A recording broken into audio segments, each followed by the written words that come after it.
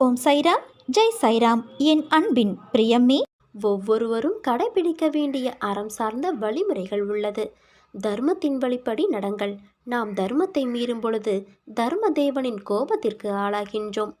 எவற்றிலெல்லாம் தர்மம் மீறப்படுகின்றதோ அவற்றிலெல்லாம் பாவ கணக்கு உருவாகின்றது. இறைவன் தரும் துன்பத்தை எந்த ஒரு மனிதனாலும் கொடுக்க முடியாது. அதனால் அது பேரின்பம் எனப்படுகிறது. பேரின்பம் மெய் வழியில் மட்டுமே கிடைக்கும். அபகாரம் செய்பவர்களுக்கும் உபகாரம் செய்யுங்கள். ஒருவேளை நமது பாவங்களை தந்தை ஆதிநாதன் சிந்தையில் வைத்திருந்தால் நாம் திக்கு தெரியாமல் உலகில் சிதறியிருப்போம். நீங்கள் முழுமையாக நல்லவர்களாக ஆன பின் பிறரை குறை கூறுங்கள். ஏனெனில் நல்லவர்கள் பிறரை குறை கூறுவது இல்லை. பேச வேண்டிய நேரத்தில் பேசுவதும் அமைதியாக இருக்க வேண்டிய நேரத்தில் அமைதி கொள்வதற்கு பெயர்தான் பக்குவமாகும். கடவுளிடமும் மனிதனிடமும் அன்பினால் எதையும் சாதிக்கலாம். ஆனால் அதில் சுயநலம் இல்லாது இருக்க வேண்டும். மன உளைச்சல்களை குருவின் பாதத்தில் அர்ப்பணியுங்கள். அவர் ஒருவரால் தான் அதற்கு நிவாரணம் வழங்க முடியும். நல்லவர்களுடன் பழகியிருங்கள், தீயவர்களுடன் விலகியிருங்கள். இப்பொழுது இன்பம் என நினைப்பதெல்லாம் நாளை துன்பமாக மாறலாம். எதையும் தர்மத்தின் கோட்டிற்குள் இருந்து செய்தால் துன்பமில்லை. உடலும் மனமும் பலமாக இருந்தால் இயற்கையாகவே புத்தியின் ஆற்றல் மேலெழும்பிவிடும். புத்தியின் எழுச்சி சித்தியை நோக்கி அழைத்து செல்லும். உழுதலும் தொழுதலும் இயற்கையின் தன்மை. உழுதல் உடலை வளர்க்கிறது, தொழுதல் உயிரை வளர்க்கிறது. உழுபவனுக்கும் இயற்கைக்கும் இறைத்தன்மைக்கும் நெருங்கிய தொடர்பு உண்டு. பூமி தாயோடு நெருங்கிய தொடர்பு ஏற்படும் பொழுது இயல்பாகவே பஞ்சபூதங்களுடன் நாம் எளிதாக தொடர்பு ஏற்பட்டுவிடும். எல்லோருக்குள்ளும் இப்போது ஒரு தலைக்கணம் குடியேறியுள்ளது. ஏட்டில் படித்து பட்டம் பெற்றவனின் அறிவே அங்கீகரிக்கப்படக்கூடியது என்பதும், மண்ணோடு உறவாடுபவனுக்கு என்ன அறிவு இருந்துவிடப் போகின்றது என்றும் எண்ணுகிறான். படித்தவனுக்கு ஓர் அறிவு, படிக்காமல் மண்ணை உழுபவனுக்கு 1000 அறிவு.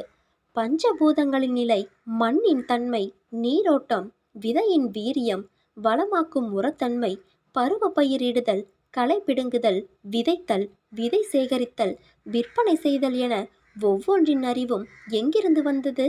இதற்கென அவன் எந்த கல்வி கூடத்திலாவது படித்தானா? மண்ணை ஞானமாக்கினான். உழவு பிறந்தது. உழவில் விளைந்ததை உண்டு அது தனக்குள் என்ன செய்கிறது என்பதை ஞானமாக்கினான். மருத்துவனானான். விண்ணை ஞானமாக்கினான். வானசாஸ்திரம் பிறந்தது. கல், மண், நீர் மூன்றையும் இணைத்து மலையை ஞானமாக்கினான். கட்டிடக்கலை பிறந்தது. ஓசைகளை ஞானமாக்கினான். இசை பிறந்தது. அசைவுகளை ஞானமாக்கினான். நடனம் பிறந்தது. தானறிந்த ஞானத்தை பதிவாக்கி பகிர்ந்தான். ஆச்சாரியனானான். ஒவ்வொன்றையும் ஞானமாக பார்த்ததால் அனைத்தும் அவனாக சிருஷ்டிக்கும் தன்மைக்கு முன்னோடியானான். முன்னோடியானதால் ஒவ்வொன்றையும் தொழுதான். தன்னையும் தொழ வைத்தான். இங்கே உழுதல் என்பது ஞானமே ஆகும். தொழுதல் என்பது உயிரோடு கலத்தலே ஆகும். முன்னோடியாக நின்று தன்னையும் இயற்கையையும் உழுது தொழுது உயிர்ப்புடன் வாழும் ஒருவனிடமிருந்து வெளிப்பட்ட ஞானத்தை காசாக்கி கற்றதை கொண்டு அறிவானவன் என்று பிதற்றும் மனித நிலையை ஊனம் என்பதா ஞானம் என்பதா? பலராமனின் அவதாரம் பவித்திரமானது. அனைத்து உயர் ஞானத்திற்கும் இயற்கைக்கும் இயல்புக்கும் இறைத்தன்மைக்கும் மூளைக்கும் மூலமானது. கற்றலுக்கு முடிவில்லாதது. உன் மனதில் உள்ளது அனைத்தும் நிறைவேறும். எப்பொழுது எப்படி ஸ்ரீ சாய்நாதரின் ஆசிகள் உனக்கு கிடைக்கும் என்பது தெரியாது. அன்னதானம் செய், பிறகு எல்லாம் சரியாகும். யாரும் இந்த உலகில் அனாதைகள் அல்ல. எல்லாருக்கும் எல்லாம் இருக்கிறது. மனிதனை யார் கைவிட்ட போதிலும் இந்த சாயப்பா கைவிட மாட்டேன். தாய் என்பவர் 10 மாதம் சுமந்து உனக்கு உயிர் கொடுத்து உன்னை தன்னை காட்டிலும் அதிகம் அன்பும் அக்கறையும் கொண்டு காக்கும் கருவறையில் உள்ள தெய்வம். தன் வழியை பெரிதுபடுத்தாது தன் பிள்ளையினை மட்டுமே யோசித்து தன் தாய்மையை காட்டி விலை மதிப்பு சொல்ல முடியாததை உனக்கும் உணர்த்தி உன் உயிருக்கு உன் பிறப்புக்கு முதல் அர்த்தமாய் கடவுளின் அர்த்தங்களை தன் குருதி மூலம் உனக்கு சொல்பவர். அப்பா என்பவர் உயிர் கொடுத்து அன்னையின் பங்குக்கு மேலாக உன் வாழ்வுக்கு வழிகாட்டி அதற்கு உயிர் கொடுத்தவர். உன் எதிர்காலத்திற்கு ஒரு அர்த்தங்களை கொடுத்து உன் கையால் நீ தனித்து தனித்துவம் பெற்று வாழ தன்னையே உருக்கி சிலையை உருவாக்கும் சிற்பியாய், ஒளியாய், அதை தாங்கும் எல்லாவுமாய் உன்னை அர்த்தமுள்ள முழு மனிதனாய் ஆக்குவது உன் அப்பாதான். அப்பாவின் கண்டிப்பு, கட்டளை, கோபம், பாசம் இவைகள் எல்லாம் தான் உன்னை சிறந்தவராக ஆக்க முடியும். அப்படிப்பட்ட உறவுகளை என்றைக்கும் மரியாதை செலுத்து. அவர்கள் உன்னை காக்க தாண்டுகின்ற பாதையின் வழி எப்படிப்பட்டது என்பது உனக்கு சொல்லி புரிவதல்ல. நீ அந்த இடத்திற்கு வந்தால்தான் உனக்கு புரியும். அவர்களின் அம்சமாய் எப்போதும் முன்னிடத்தில் நான் இருப்பேன். யாருக்காகவும் உன் தாய் தந்தையை விட்டு கொடுக்காதே. அவர்கள் உன்னை பிள்ளையாய் பெறுவதற்கு நீ பூரிப்படைய வேண்டும். அவர்கள் நீ எழுந்து நிற்க துணை நின்றவர்கள். அவர்களின் முதுமை காலம் என்பது உனக்கு கிடைத்த வரம். நீ அவர்களை பிள்ளையாய் பார்க்கும் காலம். அவர்களுக்கு துணையாய், ஆறுதலாய் இரு. அவர்களை உன் தாய் தந்தையாய் தேர்ந்தெடுத்து உன் வாழ்க்கையில் வழிகாட்ட இந்த மண்ணுலகில் படைத்தேன். உன் ஆன்மாவுக்கு நான் அப்பா அம்மாவாய் இருந்து வழி சேர்ப்பேன். எங்கு பொறுமையும் நம்பிக்கையும் இரண்டுமே இருக்கின்றதோ அங்கு சேவகனாக என்றும் இருக்கின்றேன். சந்தேகமே வேண்டாம். இவ்விரண்டும் இல்லையெனில் நான் என்றுமே எட்டி பிடிக்க முடியாதவனாகவே ஆகின்றேன். ஒரு அடியவரை பாபா ஏற்றுக்கொண்டால் அவரை அவர் தொடர்கிறார். இரவும் பகலும், வீட்டிலும் வெளியிலும் அவருடனேயே இருக்கின்றார். அவர் விரும்பியவாறு எங்கு வேண்டுமானாலும் செல்லட்டும். அறிவுக்கு எட்டாத வகையில் ஏதாவது ஒரு ரூபத்தில் அவருக்கு முன்பாகவே சென்று பாபா அங்கு இருக்கின்றார். உன்னுடைய கடந்த கால புண்ணியங்கள் நிறைய இருப்பதால் இங்கு நீ வந்திருக்கின்றாய். எவனொருவன் இந்த மசூதியில் காலடி எடுத்து வைக்கின்றானோ அவனுக்கு இம்மையிலும் மறுமையிலும் எந்த கெடுதலும் ஏற்படாது. நேற்று நடந்ததை மறந்துவிட்டு இன்று நடப்பதில் கவனம் செலுத்தினால் நாளை நடப்பதும் நன்றாக இருக்கும். உன் மனசாட்சி நான். மற்றவர்களுடன் வீணாக விவாதம் செய்யாதே. எதற்காகவும் போராட்டம் நடத்துவது போல வாதாடாதே. பிறருடன் போட்டி போடும் மனப்பான்மையை கைவிட்டுவிடு. எப்போதும் கடவுளை நினை. மனதில் அமைதி தேவை. அமைதியுடன் அமர்ந்திருந்தால் உனக்கு தேவையானதை நானே செய்வேன். உன் குறிக்கோளை நான் அடையச் செய்வேன். உன் தாயின் புண்ணியங்கள் உன்னுடையதை விட அதிகமானது. அவரது ஆசியால் உன் வேலை நடைபெறும். உனக்கு ஸ்ரீ சாய்நாதரின் ஆசி என்றும் உண்டு. ஸ்ரீ சாய்நாதரை நினை. அவரின் படத்தை வீட்டில் வைத்து பூஜை செய், வழிபடு. ஒவ்வொருவருடைய பூர்வ புண்ணியத்தின் அடிப்படையில்தான் அவரவர்களின் குணங்களும் செயல்களும் இருக்கும் என்பதை உணர்ந்து கொள். உன்னை வாழ்த்த மனமில்லாதவர்கள் இருப்பார்கள். அவர்களை பற்றி கவலைப்படாதே. நீயாக எதை செய்தாலும் அதில் ஒரு குறையை கண்டுபிடிக்கக்கூடிய மனிதர்களும் இருந்து கொண்டுதான் இருப்பார்கள். அதையும் பெரிது செய்யாதே. உன் லட்சியம் எதுவோ அதை நோக்கி பயணம் செய். ஒன்றை மட்டும் தெரிந்து கொள். ஒவ்வொரு மனிதனும் தனித்தனி ஜென்மங்கள், தனித்தனி பிறவிகள், தனித்தனி ஆன்மாக்கள். அவர்களுக்கு என்று தனித்தனி ஆசாபாசங்கள் இருக்கும், குணங்களும் இருக்கும். அதன் வழியில்தான் அவர்களின் பயணமுும் இருக்கும். அவர்களை ஒழுங்குபடுத்துகிறேன் என்று வேதனைகளை சுமந்து கொள்ளாதே. அவர்கள் போகும் வரை போகட்டும். போய் ஒரு அனுபவத்தை பெற்ற பின் திரும்பி வருவார்கள். அதுவரை நீ பொறுமையாக இருக்க வேண்டும். அவர்கள் போன பாதை நல்லதா கெட்டதா என்பதை அவர்களாக உணர்ந்தால்தான் அவர்களுக்கு ஒரு உண்மை தெரியும். அந்த உண்மையை நீ முன்கூட்டியே சொன்னால் உன்னை அவர்களுக்கு பிடிக்காது. இதுதான் வாழ்க்கையின் தத்துவ உண்மை. அவர்களது பூர்வ புண்ணியத்தின் அடிப்படையில்தான் அவர்களின் குணங்களும் செயல்களும் இருக்கும். அது உடன் பிறந்தவர்களாக இருந்தாலும், நண்பர்களாக இருந்தாலும், கணவன் மனைவியாக இருந்தாலும், பெற்ற குழந்தைகளாக இருந்தாலும், பேரன் பேத்திகளாக இருந்தாலும், எந்த உறவுகளாக இருந்தாலும் அவர்களது பிறவி குணம் ஒருபோதும் மாறாது. எதை செய்ய வந்தார்களோ அதை செய்வதுதானே அவர்களின் விதி. இதை நீ மாற்றி அமைக்க முடியுமா?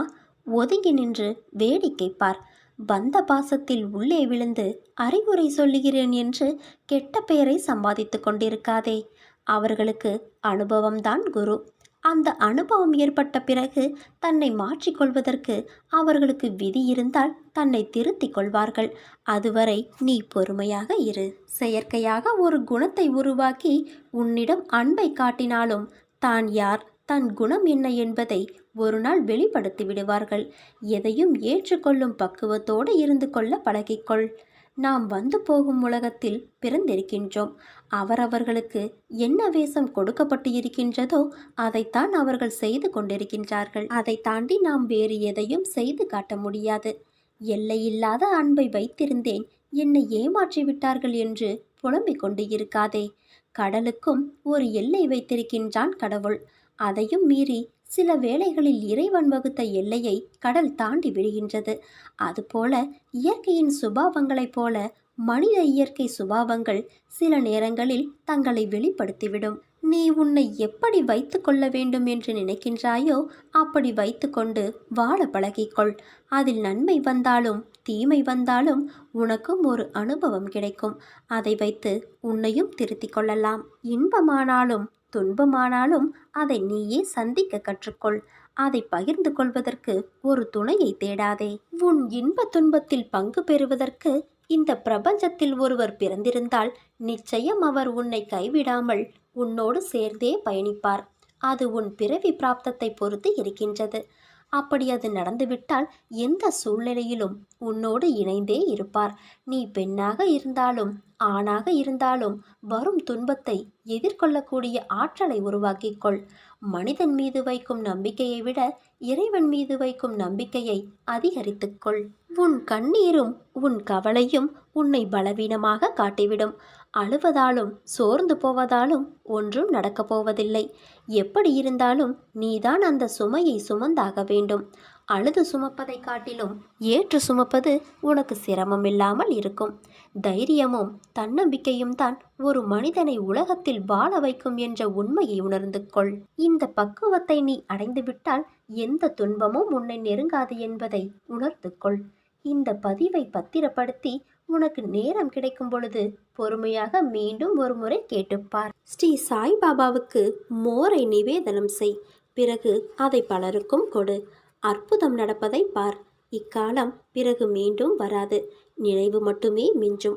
அதனால் நான் சொல்வதை கேள் தங்கமே. எல்லா உயிர்களையும் தூய்மையான இதயத்துடன் நேசிப்பவர்கள் மீது பாபா தனது எல்லையற்ற அன்பை பொழிவார். அது பாபாவுக்கு சேவை செய்வது போலாகும். அவர்களுக்கு பாபாவே சேவை செய்வார்.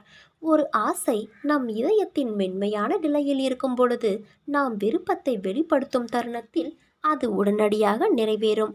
எதிர்பார்த்ததை விட பல மடங்கு நன்மை பயக்கும். ஆனால் நமது விருப்பங்கள் நிறைவேற வேண்டுமானால் நாம் பாபாவிடம் இதயபூர்வமாக முழு மனதுடன் சரணடைய வேண்டும். அப்போது நம் இதயத்தில் மறைந்திருக்கும் நியாயமான ஆசைகள் அனைத்தும் பாபாவால் நிறைவேற்றப்படும். நமக்கு எது தேவை எது தேவையில்லை என்பது அவருக்கு மட்டுமே தெரியும். நமது விருப்பங்களில் ஏதேனும் ஒன்று நிறைவேறவில்லை என்றால் பாபா அதை வேறு விதமாக நினைத்தார் என்றும் எதிர்காலத்தில் அதைவிட பெரிதும் நன்மை பயக்கும் வேறு சிறந்ததொன்றை தர காத்திருக்கிறார் என்றும் கருத வேண்டும். நாம் பாபாவின் மிகவும் விசுவாசமான ஊழியர்களாக இருக்கும் பொழுது சிக்கலான சகல பிரச்சனைகளையும் அவர் எளிதில் தீர்த்து வைப்பார். நாம் சாயி பாதையில் நடந்து நம்பிக்கையை நிதானப்படுத்தி அவரிடம் மனதார பிரார்த்தனை செய்தால் பாபா நம் கற்பனைக்கு எட்டாத அற்புதங்களை செய்வார். தெய்வீக அன்னை சாயியை குழந்தை போன்ற அப்பாவித்தனத்துடன் நம்பி அவரது சூடான மடியில் அடைக்கலம் தேடுவதன் மூலம் வெறும் மனித முயற்சியால் சாத்தியமில்லாத இலக்குகளை அடைவதில் நாம் வெற்றி பெறுவோம். பாபா நமது ஒவ்வொரு நியாயமான விருப்பத்தையும் கேட்டதும் கேட்காமலும் நிறைவேற்றுவார். சதா சர்வ காலமும் சாயி சாயி என உச்சரிக்க நம் துன்பமெல்லாம் பறந்தோடும். இதனை தொடர்ந்து செய்தோமானால் சம்சார சாகரத்தை இலகுவாக கடக்கும் சக்தியை சீரடிவாசன் நமக்கு அளிப்பது உறுதி. வாழ்வில் நாம் செய்யும் தவறுகளுக்கு மட்டுமே தண்டனை அனுபவிப்பதில்லை. தவறு செய்ய வேண்டும் என்ற எண்ணத்திற்கும் சேர்த்துதான் தண்டனைகள் அனுபவிக்கின்றோம். நம்மை நாம் கேள்வி கேட்காதவரை நம் தவறுகளை நாம் உணரப்போவது இல்லை. எண்ணங்கள் உயிர் உள்ளவை. ஒவ்வொரு எண்ணமும் ஒவ்வொரு விளைவுகளை ஏற்படுத்தும் என்பதை நினைவில் கொள்ளுங்கள். உங்கள் எண்ணம் உயர்வாக இருக்கட்டும். அவைகள் எப்போதும் நல்ல சிந்தனை நல்ல செயல்பாடுகளை நோக்கியே நகர்ந்து செல்லட்டும். யார் யாருக்கு என்ன தேவை என்பது பாபாவுக்கு தெரியும். அதை அவர்களுக்கு கண்டிப்பாக கொடுப்பார். இங்கே தேவையானது பொறுமையும் நம்பிக்கையும் தான். பொறுமையோடு காத்திருந்தால் அவர் அருள்மழை நிச்சயம் நம்மீது பொழியும். அது நாம் எதிர்பார்த்ததற்கு மேலாகவே இருக்கும். தெளிந்த மனதோடு இரு. ஏன் குழம்புகிறாய்? ஏன் தடுமாறுகிறாய்? எதிர்காலத்தை பற்றிய பயம், நிலைமை என்ன ஆகுமோ என்ற கவலை. நான் இருக்கும் பொழுது எதற்காக வீண் கவலை? அனைத்தையும் நான் சீர்திருத்துவேன். நான் உனது இல்லத்திற்கு வந்து குடி புகுந்து கம்பீரமாக அமர்ந்திருக்கின்றேன். எது உனக்கென்று விதிக்கப்பட்டிருக்கிறதோ அதை அறிந்து கொண்டு நட. எப்பொழுதும் திருப்தி உள்ளவனாக இரு. சஞ்சலத்திற்கோ கவலைக்கோ எப்பொழுதும் உன் மனதில் இடம் கொடுக்காதே. சரியாக வரவு செலவு கணக்கு வைத்துக்கொள். சரியான முறையில் நியாயமாக செலவழி.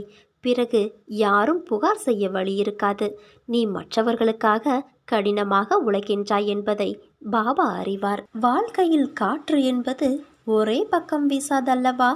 அதே போலத்தான் உன் வாழ்க்கையிலும் கஷ்டம் என்ற காற்று வீசுகிறது என்று யோசிக்காதே. விரைவில் அது மாறும். தென்றல்கள் வந்து பாயும் நேரம் வந்துவிட்டது. உன் உழைப்புகள், உன் பயிற்சி, விடா நம்பிக்கை, பொறுமை எல்லாம் உனக்கு வாழ்க்கையில் லட்சியத்தை அடைய உதவும். பறவைகள் தங்கள் இறக்கை கொண்டு பறந்தால்தான் அழகு. அதற்கு அதுதான் வெற்றி. அதே போலத்தான் உனக்கும் உன்னை சுற்றி நிறைய நபர்கள் இருப்பார்கள். ஆனால் உன் வாழ்க்கையை நோக்கி நீதான் பயணிக்க வேண்டும். என் பிள்ளை, நீ என்றைக்கு என் பொறுப்பு, என் சாயப்பா என்று தீர்மானம் உன்னுள் கொண்டாயோ அன்றே உன் பயணம் என் பயணம் ஆகிவிட்டது. இனிமேல் வேறு எதுவும் உனக்கு தடைகளாய் அமையாது. நிச்சயம் நீ ஜெயிக்கப் போகின்றாய். நீ வைரக்கல்.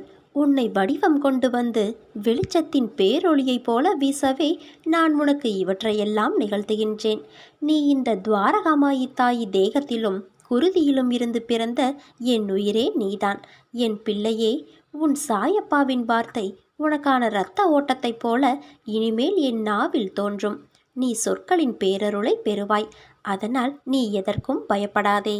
உலகத்தில் என்ன மாறினாலும் என்ன நகர்ந்தாலும் உன் தந்தை சாய்தேவா, துவாரகாமாயி தாயுமாகிய நான் உன்னை விட்டு ஒருபோதும் அகலமாட்டேன். உன்னில் எப்போதும் நான் இருப்பேன். நீ என்று என்னை சாயப்பா என்று அழைத்து உன்னிடத்தில் நான் என்னும் சொல்லுக்கு சாய்தேவா என்ற அர்த்தத்தை கண்டாயோ அன்றே நீ என் உயிரான பொறுப்பு. உன் அன்பின் ஆழத்தையும் உன் பக்தியின் தூய்மையையும் உன் நம்பிக்கை, பொறுமை எதையும் எதிர்நோக்கி தாங்கும் உணர்வு, உன் பலத்தையும் உன் விசுவாசத்தையும் எவ்வளவு உன்னதமானது என்பதை உன் சாய்தேவா நான் அறிவேன். என் பிள்ளை என்னிடம் அடம் பிடிக்கும், கோபப்படும், சண்டையிடும். அதே போல அளவும் செய்யும், சந்தோஷத்தை வெளிப்படுத்தும். பிள்ளை என்றால் தன் தாயிடம்தான் இப்படி நடந்து கொள்ள முடியும். நீ உன் துவாரகாமாயி தாயிடம் நடந்து கொள்கிறாய். உன் சந்தோஷத்தில் என் சந்தோஷம் இருக்கின்றது. உன் அழுகையில் என் கண்ணீரும் இருக்கின்றது. உன் சண்டையில் என்மேல் நீ கொண்ட தாயின் உரிமை இருக்கின்றது.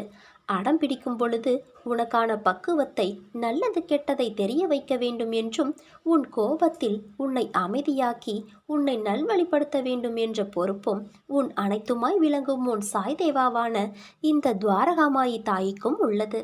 இதற்கு உன்மேல் நான் கோபம் கொள்ள மாட்டேன். அதை தாண்டி என் கோபம் இருந்தால் நிச்சயம் அது உன்னை மாற்றவே நல்ல வழியில் என்பதற்கே பொருந்தும். என் பரிபூரண அருளும் ஆசிர்வாதமும் அன்பும் பெற்ற என் பிள்ளை நீ. உன்னை விட்டு நான் விலகுவதும் இல்லை, உன்னை விலகி போகும்படி நான் செய்வதும் இல்லை. இன்றைய வேலையை நாளைக்கு செய். அன்னதானம் செய். ஸ்ரீ சாய்நாதரின் ஆசிகள் உனக்கு உண்டு. ஒரு சாதாரண மனிதன் முன்வந்து உன் வேலையை செய்து முடிப்பான். நீ நம்பிக்கையோடு இரு. நம்பிக்கையோடு இருந்தால் நல்லதே நடக்கும். சாயிருக்க பயமேன். ஓம் சாய்ராம். ஜெய் சாய்ராம்.